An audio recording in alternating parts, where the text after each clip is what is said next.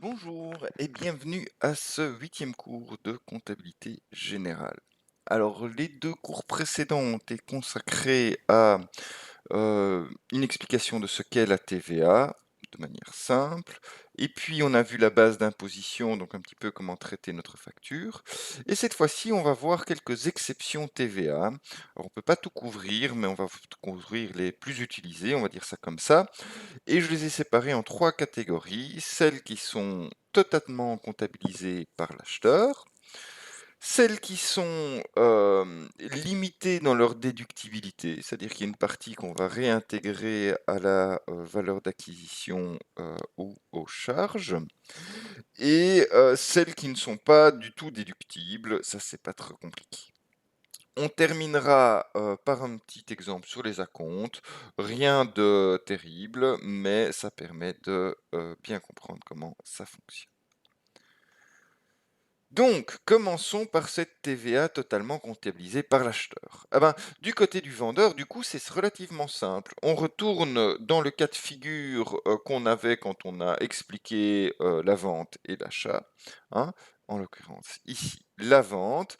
Et donc, on va avoir un compte 400 clients, un actif qui augmente au débit, et on va avoir soit un produit en 7 qui augmente au crédit, soit éventuellement, hein, si c'est une revente d'un actif, eh ben, on aura cet actif qui va diminuer avec évidemment éventuellement une moins-value ou une plus-value.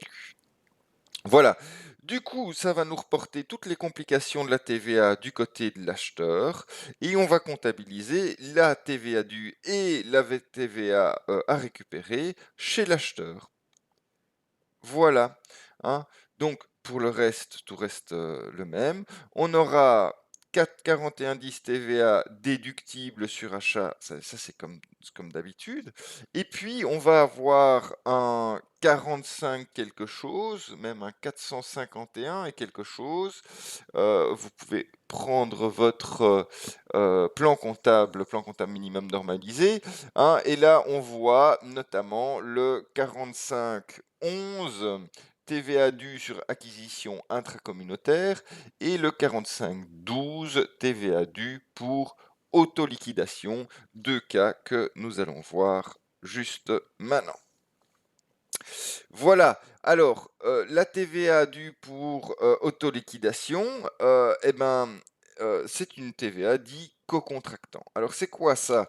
C'est finalement une TVA, enfin excusez-moi, une facture, un transfert qui se fera entre deux assujettis à la TVA. Donc déjà, ça ne fonctionne pas si vous êtes un particulier et que vous achetez ça à un professionnel. Alors, tous les secteurs ne sont pas concernés. Ici, on ne sont concernés que hein, ceux qui tournent autour des choses fixées à un bâtiment. Hein. Bon, la législation est un peu plus précise. Je voulais résumer ici tout ce qui concerne la fixation, le placement, la réparation, l'entretien, voire le nettoyage d'éléments fixés à un bâtiment. Hein, ne compte pas là-dedans l'éclairage et les lampes. Voilà, ce qu'il faut repérer, c'est qu'il est écrit auto-liquidation sur la facture. À ce moment-là, il s'agit d'agir.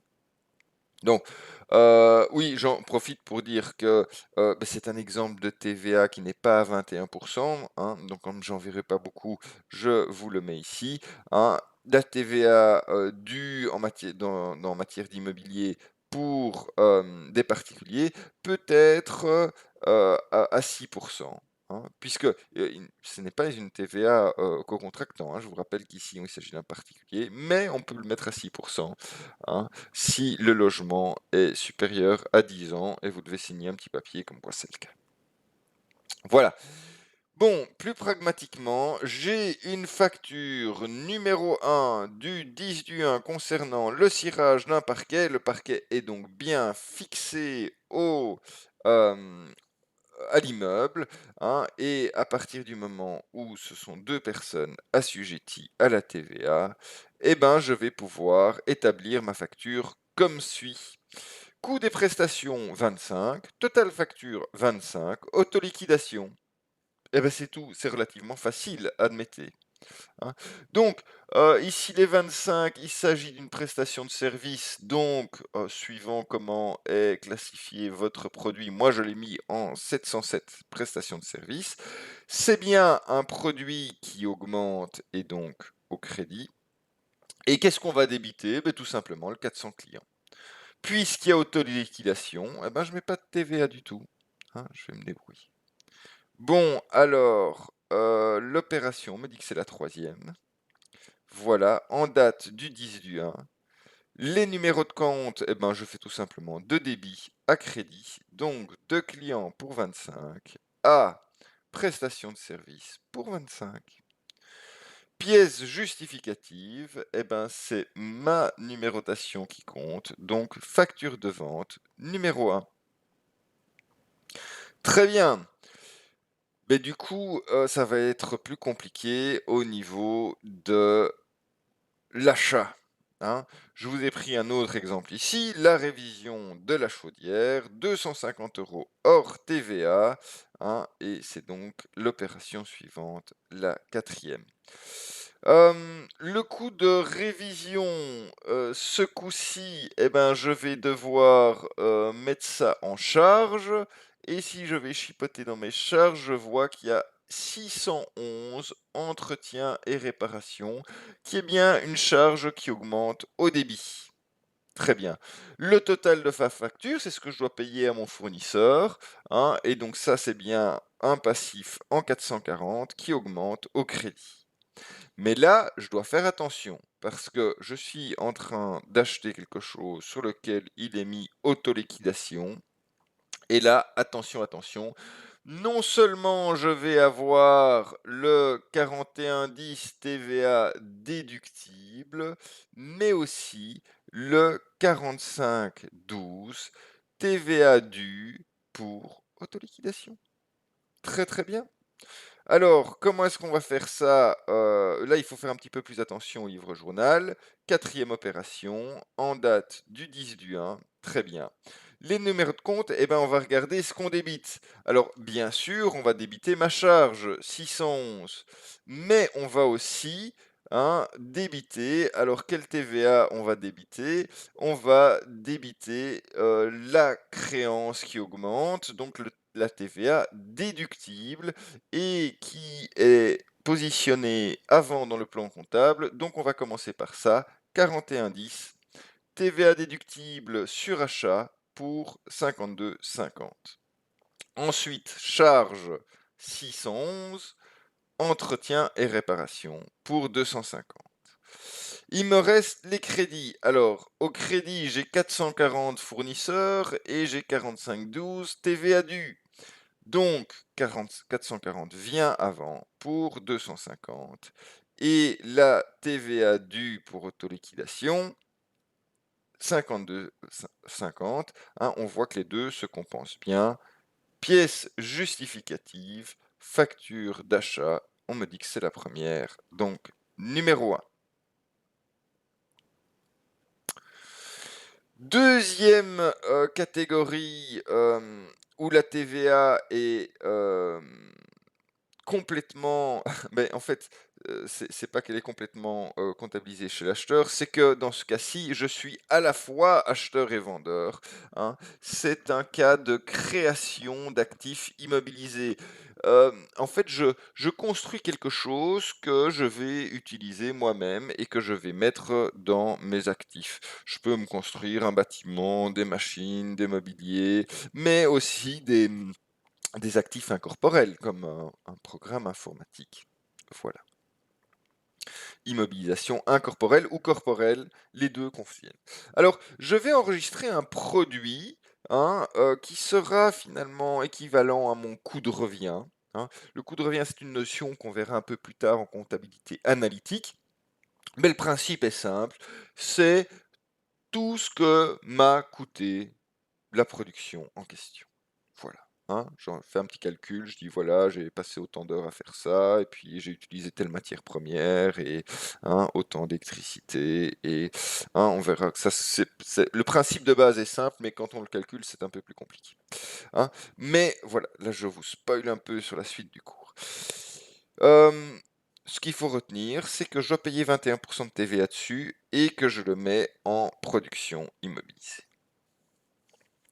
Alors, regardons un petit peu la fiche de coût que je vous propose. On a calculé un coût de revient d'un site internet, hein, donc immobilisation incorporelle, le 11 du 1, et pour simplifier les choses, on a dit, ben voilà, on a mis des services et biens divers pour 5000 dedans, on a payé quelqu'un pour faire ça, et en interne, on a payé quelqu'un pour faire ça aussi, pour le même montant, aussi 5000 euros, 5000.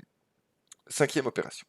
Donc, la fiche, elle me dit simplement, voilà, j'ai un coût de revient de 10 000 et le total, hein, du coup, c'est bien 10 000. Où est-ce que je vais aller mettre ça? Donc, on m'a dit que je devais comptabiliser mon coût de revient en produit 72 production immobilisée. Ça va bien être un produit qui augmente et on sait hein, que ça, c'est de la valeur qui sort ou que ça va se booker au crédit. Très bien. On a aussi, eh ben, il va falloir le mettre dans mes immobilisations, hein. Donc, on l'a encore jamais eu cette immobilisation-là, donc je vous propose d'aller jeter un coup d'œil dans votre plan comptable minimum normalisé, en classe 2 évidemment, hein, puisque c'est des immobilisations, hein. Et donc, en classe 21, c'est moi le temps d'aller jeter un coup d'œil. En classe 21, immobilisation incorporelle. Moi, j'ai pas mis grand-chose là-dedans, donc on va le mettre dans concession, brevet, licence, savoir-faire, marque et droits similaires. Tout ça me semble très très bien. Voilà un actif qui augmente donc au début. Et puisque c'est une production immobilisée, eh ben, je vais devoir comptabiliser de la TVA, mais aussi bien de la TVA due que de la TVA déductible. Voilà, je boucle les deux, hein, sans catégorie spéciale, on y va. Très très bien. Et donc, comment est-ce que je vais mettre ça au livre journal? Eh ben, on me dit que c'est ma cinquième opération, qu'on est le 11 du 1, très bien. Et ben, je vais regarder ce que je débite. Et ben, le premier, ça va être mon immobilisation 21,10. Très bien. Et le montant, on me dit 10 000. C'est parti. Ensuite, sur ça, eh ben, à débiter, ce sera la créance, donc la TVA déductible, 41,10 pour 2100, 21%.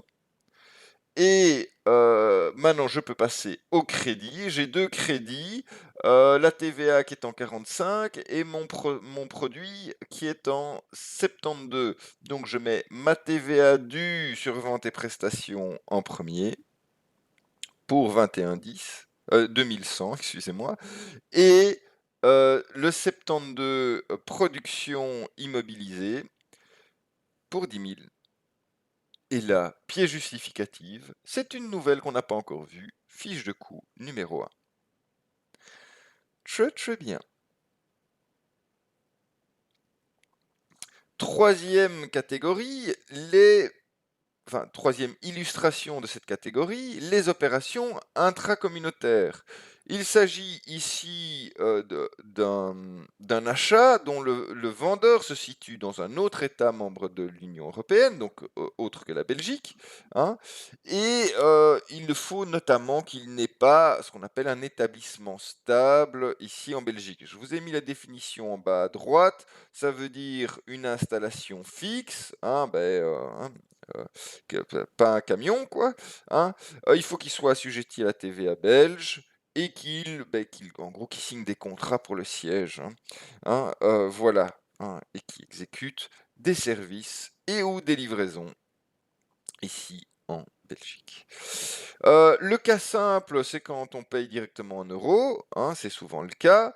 Ici, on va simplement mettre la TVA en TVA, enfin rajouter une TVA due en plus de la TVA à récupérer en 45-11, TVA due sur acquisition intracommunautaire. La petite difficulté supplémentaire, c'est si on achète ça dans une autre monnaie, hein, donc pas dans l'euro, hein. À ce moment-là, eh ben, on aura aussi un 45-11 TVA dû sur acquisition intracommunautaire, mais au moment du paiement, eh ben, on va devoir comptabiliser une éventuelle différence de change, hein, soit en charge, soit sans produit, suivant le fait qu'on ait dû payer plus ou moins cher que ce qui était initialement prévu, hein, dû à ce risque de change, hein. Voilà, très très bien. Eh ben, on peut y aller pour l'exemple. Nous avons donc une facture en zloty. Voilà, le numéro de la facture n'a pas d'importance ici puisque j'achète, donc c'est ma numérotation qui va compter. Le 14 du 1 et échéance un mois plus tard, donc il y aura tout à fait de la marge, hein, pour que le taux de change varie, hein. Grosso modo, ce taux de change que vous devez prendre en compte, ben, c'est soit celui qu'il y a sur le contrat, hein, et ben, parfois il reste, hein, il se dit ben voilà le taux de change qu'on va utiliser, donc finalement ça revient presque en même que de l'acheter en euros, il n'y aura pas de grosse différence, enfin il n'y aura pas de différence du tout. Maintenant, si c'est pas précisé, on prend le dernier taux de la banque centrale, hein, au moment où vous faites la transaction. Euh, et à ce moment-là, ben, quand vous payez, il y aura probablement une différence de change, voilà, bien ou pas bien. Pop, hop, hop, hop, exemple de TVA 6% aussi. Hein, on achète voilà, la Pologne, de la viande de Pologne à un restaurant. Très bien. 1 million, il y a pas mal de viande là-dedans, hein. 1 million de zloty, hors TVA. Très bien. Et on me donne le taux de change. Donc c'est facile pour faire le taux de change. Je fais 1 million fois 0,25 30 46 et j'obtiens 253 046 euros. C'est parti. Oui. J'ai donc ma facture d'achat, c'est la deuxième que je reçois, très bien. Prix d'achat 1 million de zloty. Et donc, ben, c'est des marchandises que j'achète, très bien. Je vais mettre ça donc en charge, 604 marchandises. Une charge qui augmente, ça c'est de la valeur qui rentre au débit. Très bien. Total de la facture, 440 fournisseurs, un passif qui augmente au crédit, hein, et donc j'aurai chaque fois là 253 046 euros. Et puis il est mis exemption de TVA, hein, vu que c'est une transaction intracommunautaire. Et donc ça veut dire, hein, c'est comme quand je reçois une facture avec auto-liquidation, ça veut dire que je dois booker à la fois la TVA déductible, mais aussi, hein, en 45-11, TVA due sur acquisition intracommunautaire. Voilà, très très bien. Opération, bah, celle qui suit, ah oui, on me la donne, numéro 6. Ensuite, date le 14 du 1. Numéro de compte, alors qu'est-ce que je débite? Je débite une charge et je débite de la TVA déductible. Donc la TVA déductible vient en premier. Pour un montant eh ben, de 6% de ce 253 46 000 euros. Je fais bien. Et puis ma charge pour ces 253 046 euros. Ah, qu'est-ce que je crédite? Eh ben, je crédite mon fournisseur et la TVA. C'est mon fournisseur que je mets en premier pour le montant total de 253,46. Et je rajoute cette TVA due sur acquisition intracommunautaire pour 15 182,76, soit 6%. Pièce justificative, facture d'achat numéro 2, donc ma numérotation. Alors, qu'est-ce qu'il peut arriver? La première hypothèse, elle est toute simple, je vais même pas trop en parler. Le principe, c'est que, beh, voilà, le taux est fixe et donc vous payez exactement ce que votre fournisseur avait prévu que vous payiez en euros. Il a simplement, hein, fait la facture en zloty et mais en fait, vous payez en euros.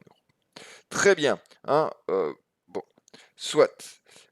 Hypothèse 2, si le taux effectif est plus grand que, le taux auquel vous avez, négocié le contrat, ou en tout cas vous avez, comptabilisé la facture, oui, c'est plus exact, hein. Donc ici, je vous ai donné un exemple, 1 zloty égale, 0,254893, donc c'est bien plus grand que 25,30,46, hein. Et donc vous allez devoir payer plus que la dette fournisseur. Eh ben, c'est aussi simple que ça. Vous devez rajouter la partie supplémentaire, et donc il y a un compte de charge spécialement prévu à cet effet, le 654 différence de change. Puisque c'est une charge qui augmente, elle va être débitée, et je vous ai mis tout ça d'un coup sans autre forme de procès.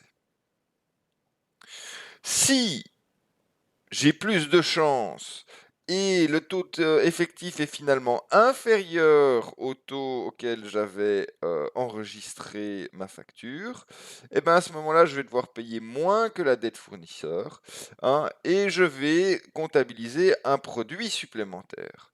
Un produit qui augmente, je mets bien ça au crédit. Et j'ai un compte spécial 754 différences de change que je peux utiliser. Ok, deuxième catégorie, la limitation de la déductibilité. Alors, le principe, c'est que seulement une partie de la TVA peut être déduite, hein. Il va falloir donc calculer ce pourcentage, hein, et inclure le reste comme un frais, c'est ça. Donc je vais le mettre dans la valeur d'acquisition, hein, et le mettre soit, si j'achète quelque chose d'immobilisé, hein, en classe 2, soit si j'achète une marchandise, fourniture en classe 6. Le gros exemple, c'est celui des voitures, hein. Déductible à 50% maximum, et on va voir que, hein, il y a des types différents, hein. Je dois choisir dès le départ comment je vais comptabiliser ça. Ce qui est sûr, c'est que ça n'est pas valable, hein, pour globalement des véhicules qui sont utilisés exclusivement de manière professionnelle, hein, et on a détaillé ça, enfin, j'ai résumé ça ici comme ça. S'il y a plus de 9 places ou plus de 3 tonnes et demie, si vous vendez et que vous achetez des véhicules, alors du coup, évidemment, ça n'aurait pas de sens de permettre une déductibilité réduite.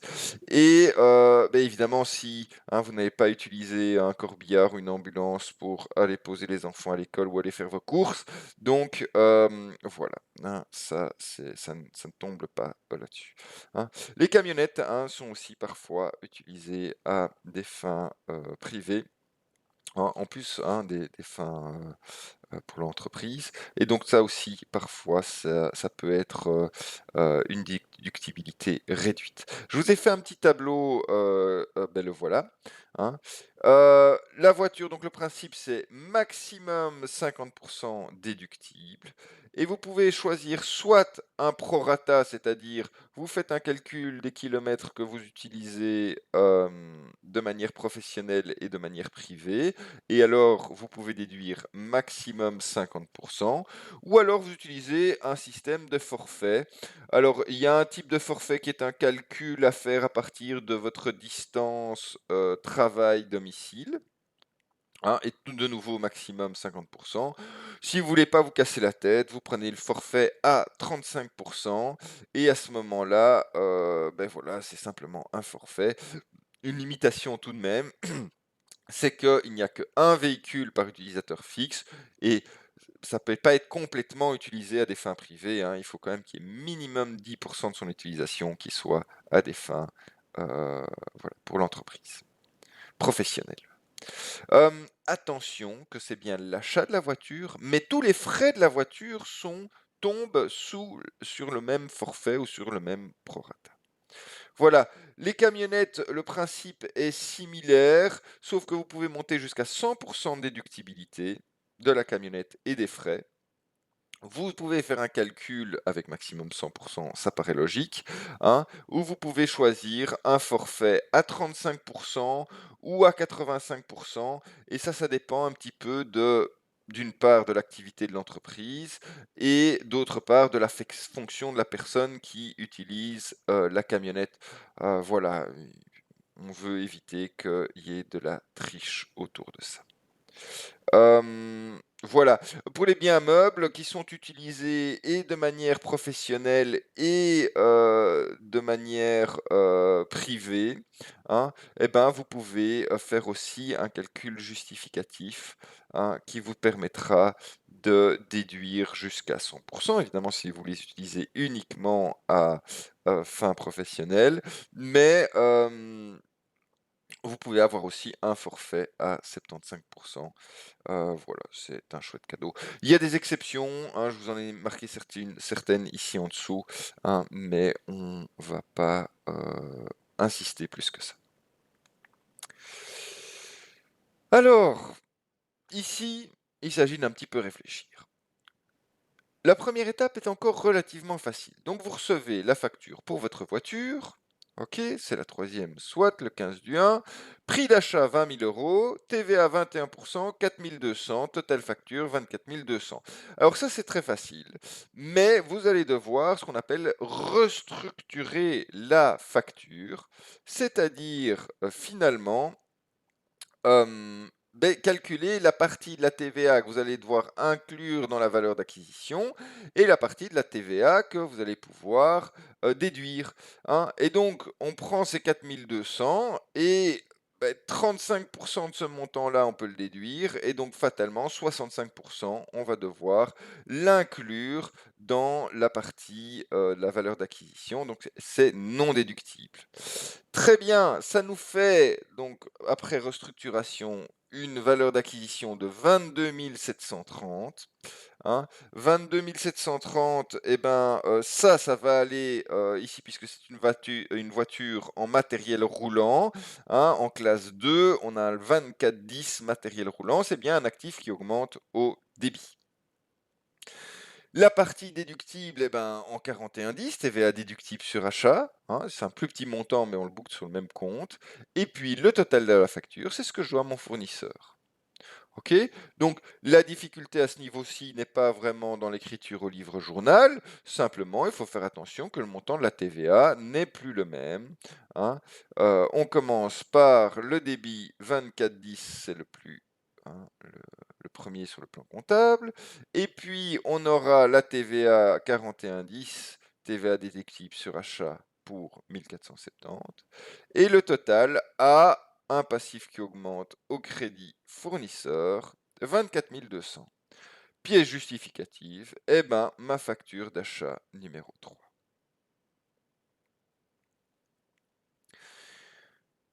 Regardons un petit peu ce qui se passe quand on entretient la voiture. Eh ben, le principe est le même. Alors ici, on va plus le booker en classe 2, hein, parce qu'il s'agit d'un entretien, mais la TVA est également partiellement déductible, hein, et donc seulement à 35% de 21%. Allons-y pour cette restructuration de facture. Donc on me dit 210, hein, je prends 65% de ça que je vais rajouter à 1000 et 35% de ça que je vais mettre en TVA déductible.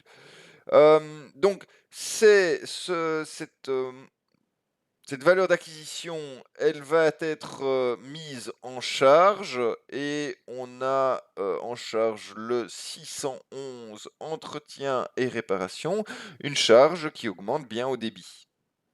Ensuite, ma TVA déductible, eh ben, je la mets comme d'habitude en 41,10 TVA déductible sur achat, un actif qui augmente au débit. Et le total de ma facture, eh ben, comme d'habitude, en 440 fournisseur, un passif qui augmente au crédit. Alors attention, cette fois-ci, il faudra mettre le 41,10 avant le 611, puisque c'est par ordre du plan comptable.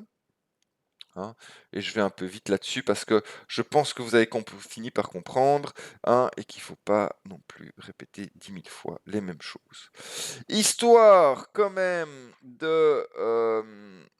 oui, voilà, facture d'achat numéro 4 dans l'ordre. Hein, de voir que c'est l'entretien de la voiture, mais c'est aussi l'essence. Hein. Voici un plein que je fais et que je paye. Ah bah tiens, ça c'est une petite difficulté supplémentaire. On me donne le prix TVA comprise. Hein, donc je rappelle que pour avoir le prix hors TVA, vous devez faire diviser par 1,21. Et si je fais ça, j'obtiens 100. Hein. Et donc, si je fais 121 moins 100, j'ai 21 qui est le prix de la TVA et je peux prendre 65% de ça et le réinjecter dans ma valeur d'acquisition et 35% de ça et le mettre comme TVA déductible. Eh ben, essence, hein, ça, on a un compte spécial pour ça, c'est le 6123 essence diesel qui est une charge qui augmente au débit. Pour le reste, pas de surprise, TVA déductible et fournisseur. On va mettre ça au livre journal en date du 17 du 1. Et là, ben, au débit, on met la TVA en premier, 41,10. TVA déductible sur achat pour 7,35. Et 61,23 essence et diesel pour 113,65 à 121 fournisseurs, enfin je veux dire à 440 fournisseurs pour 121. Très très bien. Pièce justificative, eh ben, ma facture. Très bien.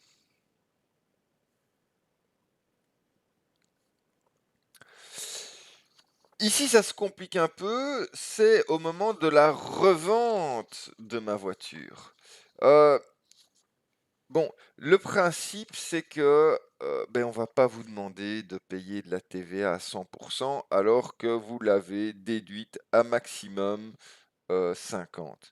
Donc, on vous dit, ben voilà, si vous revendez la voiture, vous devez toujours la TVA à 50%. Hein. Ici, on va prendre l'exemple d'une revente à un prix brut de 18 000. Hein. Et on me précise, hein, petite complication, valeur de la voiture à l'actif 22 730. Donc on voit que finalement je la revends moins cher que sa valeur de l'actif. Hein. Je suis pas garagiste, donc ben, je vais mettre pas ça en client 400, mais en 41,64. Très très bien. Ben, allons-y, hein, restructurons. 18 000, TVA de 21%, à diviser, donc 3780, excusez-moi. Je ne prends que la moitié, je ne dois prendre que la moitié de ça, donc je vais prendre 50% de ce montant, hein, et donc j'ai une TVA due pour 1890, et donc, ben, donc finalement ce sera 10,5 hein, que je vais devoir. Hein, voilà. Donc total de la facture, 19 890. Très bien. Et attention, attention, hein, je diminue de 18 000 mon actif. Hein, ben ça, je peux déjà le mettre. Hein, 18 000, ça va revenir en diminution de mon actif 24,10. Hein. Attention que dans la suite, quand on aura vu les amortissements et tout ça, ça va un petit peu se compliquer. Hein, mais pour l'instant, on va mettre ça juste comme ça, diminuer l'actif pour 18 000, donc ça va solder mon compte. hein. Donc le reste, hein, dont je vais parler après, ce sera 4 730. Et donc ces 4 730, ça va être, là, vous savez, une moins-value, donc une charge supplémentaire. Hem, et ben, la TVA due, elle est due de manière tout à enfin, le montant est inférieur, mais le compte à prendre, c'est le 4510, hein, TVA due sur vente et prestations. Et le total de la facture, beh, c'est ce que va me devoir mon client. Mais attention, ici, j'utilise un autre type de client, autre créance diverse en 41,64, qui est bien une créance, donc un actif qui augmente au débit.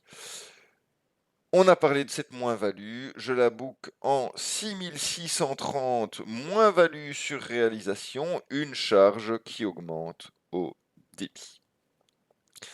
On y va, l'opération, j'ai perdu le compte, je sais plus trop où on en est, voilà 11.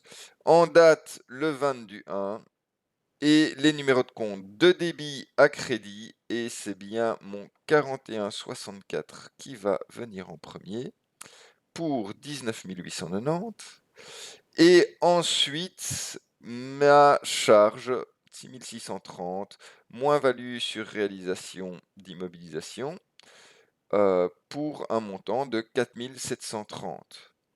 Du coup, je vais pouvoir solder mon compte d'actifs 2410 au crédit. Hein, 22 730, c'est bien, il était à zéro. Et payer, hein, enfin, comptabiliser la TVA due sur vente et prestations pour 1890. Pièce justificative, facture de vente numéro 2. Bon, on a fait le plus difficile. Voilà, s'il n'y a pas de déductibilité, hein, on prend comme le consommateur final le montant TVA comprise en charge, hein. C'est notamment l'exemple, enfin le, le cas des charges 616, hein, publicité hein, et autres petites dépenses comme ça. Donc voilà, le but c'est d'éviter qu'on récupère la TVA sur des choses qui sont un petit peu limite. Voilà, si on va acheter des cigarettes à l'étranger ou de l'alcool, bon ben voilà, c'est déjà sympa que l'entreprise les paye. Il faudrait pas en plus que vous puissiez récupérer la TVA dessus. Euh, les frais de logement, de nourriture et de boisson, grosso modo, c'est quand vous allez, en vacances aux frais de la princesse. Ça va pas, donc pas de déductibilité. Alors bien sûr, il y a des exceptions parce que si c'est vraiment votre métier d'aller livrer des biens ou des services, hein, genre, vous êtes, je sais pas moi, ouais, vous allez, livrer un service, au Luxembourg, hein, vous êtes géomètre par exemple, hein, vous allez mesurer un building au Luxembourg pendant 2 3 jours, vous le restez à l'hôtel, et ben, à ce moment-là, vous avez vraiment un client que vous avez été voir, servir, etc. Et donc là, c'est bien entendu OK de récupérer la TVA. Enfin, j'ai dit au Luxembourg, mais voilà, ça pourrait être ONO, ce serait plus correct. Euh, voilà, évidemment, si vous faites une veille concurrentielle, par exemple, on va reprendre le cas du logement, hein, vous êtes hôtelier, vous voulez aller voir comment ça se passe chez un concurrent. Ça, c'est une veille concurrentielle. Et évidemment, vous ne le faites pas pour aller en vacances aux frais de la princesse, vous le faites pour aller voir comment ça se passe chez votre concurrent, savoir si vous êtes concurrentiel, si vos services sont à niveau, hein, si vous faites mieux ou moins bien et tout ça. Et évidemment, tout ça, hein, vous pouvez récupérer la TVA dessus. Voilà, si vous faites une grosse soirée à la maison, hein, là non plus, on va pas vous permettre de récupérer la TVA, sauf si vous pouvez bien démontrer, hein, que c'est quelque chose que vous avez fait pour acquérir, hein, ou conserver une clientèle déterminée. Bon, pas grand-chose à dire. Voilà un prix d'achat avec TVA et vous savez, hein, puisque là vous avez acheté du cognac, euh, vous savez que vous pouvez pas récupérer la TVA. Ben, le principe c'est de mettre les deux ensemble. Vous mettez les deux ensemble et vous bouquez le tout en 616 publicité. Voilà. c'est bien une charge qui augmente au débit et le total de la facture, ça va aller directement, hein, pour votre fournisseur. Bon, ici, il est payé en espèces, hein, donc c'est simplement pour vous rappeler que si vous voyez dans un énoncé «payé en espèces», ça veut dire que finalement vous avez à faire la preuve, hein, la pièce justificative vous-même, hein, et booker ça dans une autre opération. Voilà, c'est tellement simple qu'on ne va pas faire ça ligne par ligne, hein. Vous avez bien compris, il n'y a pas de TVA, ça revient à un achat de la plus simple espèce.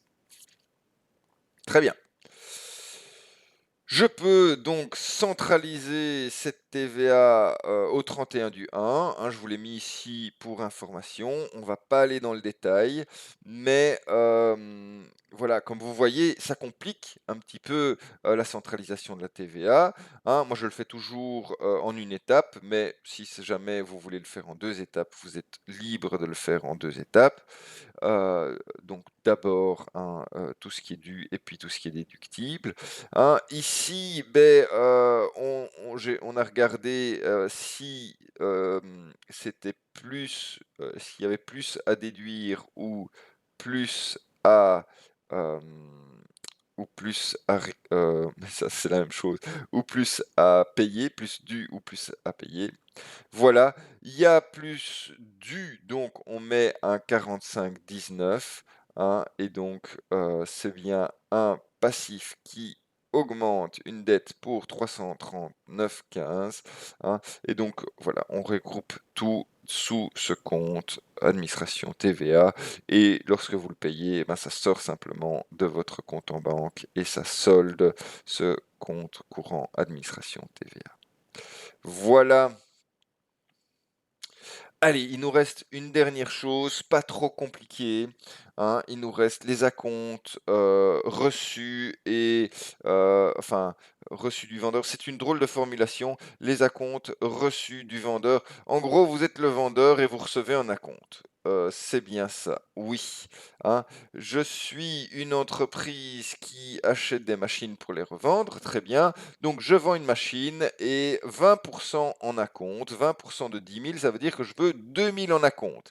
Et ben, de ces 2 000 en acompte, hein, je vais faire diviser par 1,21 puisque c'est 21% de TVA. On ne me le dit pas, mais c'est ça, hein.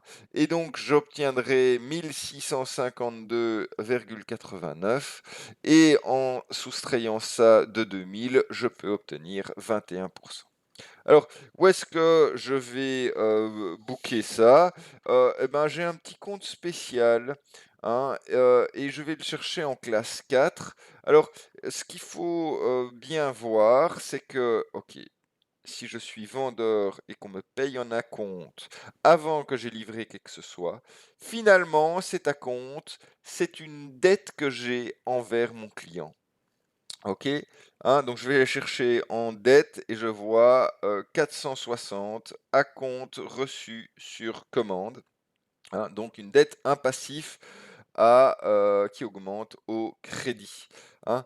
Voilà, le principe de raisonnement, c'est de se dire que si finalement je livre pas la machine à mon client, ben, je vais devoir lui rembourser son acompte. La TVA, j'ai TVA, c'est un compte tout à fait classique dû sur vente et prestations de services. Hem, Vous trouverez parfois un peu de discussion de savoir dans quelle mesure avec ces acomptes il faut ou il faut pas payer, hein, la TVA ou récupérer la TVA. Bon, le plus simple, c'est de la comptabiliser tout le temps, comme ça vous vous posez pas de questions. Voilà, et donc finalement, le total, ben, c'est mon client qui doit me payer ça, 400 clients. Allons-y pour mettre ça au livre journal, pas de grande difficulté, hein, je vais mettre au débit mon client 400 pour 2000, et au crédit, eh ben, la TVA avant la compte, 45,10, TVA du 347 et 460 à compte reçu sur commande pour 1652. Très bien, pièce justificative, ben, c'est une facture d'acompte, hein, facture de vente numéro 52. Et donc là, je peux passer à la facture de solde qui est émise le 20 du 6. On y va. Hein, donc on me dit montant total 8264. Donc ça c'est bien le montant total hors TVA des 10 000, hein, le total. Après on va me dire que j'ai payé un acompte, très bien, et que donc il y a un montant brut qui reste à payer de 6611 et calculer la 21% de TVA sur ce montant. Il me reste à payer 8000. Alors, le montant total, eh ben, c'est le montant total que je vais devoir mettre ici. Je suis vendeur de machines. Ok, donc je le mets en 700 ventes de marchandises. Très très bien. Un produit qui augmente au crédit. L'acompte payé, ben, je vais solder mon 460, hein, puisque je n'ai plus de dette envers mon client. Il doit payer tout. La TVA, ben, c'est comme d'habitude le 4510 TVA dû, un passif qui augmente au crédit. Et alors, le total de 8000, ben, c'est ce que mon client me reste à payer. Donc, c'est ma créance client. Voilà. On met ça au livre journal, le 20 du 6, 400, client, hein, donc excusez-moi, 8000 pour mon client, très très bien. Est-ce que j'ai d'autres débits? Ben oui, je dois solder mon compte de dette à compte, hein, 460. Et puis je passe au crédit A, et le plus petit c'est ma TVA, pour 1388. Et puis, mon produit 700, vente de marchandises pour 8264. Pièce justificative, eh ben ma facture de vente. J'ai mis la suivante, hein. On n'a pas fait grand-chose pendant un mois. Hein, bon, soit. Voilà, voilà. Alors, du côté de l'acheteur, ben, le principe est relativement similaire. J'ai pris la même facture, comme ça nous simplifiera la vie. Voici l'acompte émis le 6 du 6. Alors, ici, eh ben, du coup, ça va être une créance ici, hein, que mon fournisseur aura envers moi, parce que s'il me livre pas la machine, il devra me rembourser ce montant. Hein, donc je vais mettre ça aussi en classe 4, hein, mais en 406 à compte dû ou versé un actif qui augmente au débit. La TVA sur ce coup-ci, ce sera une TVA déductible, hein, sur achat en 4110, et je dois payer ces 2000 à mon fournisseur. Allons-y pour mettre ça au livre journal. Donc je débite en premier ma TVA. Excusez-moi, j'ai dit une bêtise. Oui, 406 est bien avant 41. Hein, 40 est bien avant 41. Donc, à compte dû au versé que je vais débiter. Et puis, ma TVA. Très bien. À 440, fournisseur. Et la pièce justificative, eh ben, ma facture d'achat.